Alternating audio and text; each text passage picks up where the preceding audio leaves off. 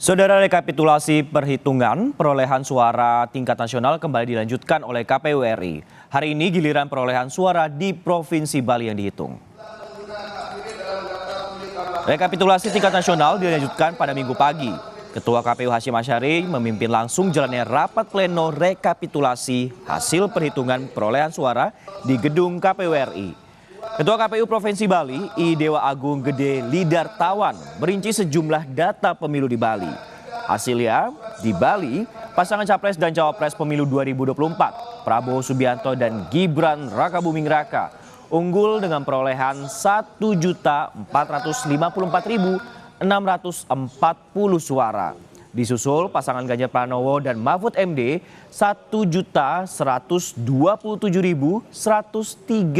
suara. Lalu ketiga ada pasangan Capres-Cawapres Anies Baswedan dan Muhaimin Iskandar dengan 99.233 suara.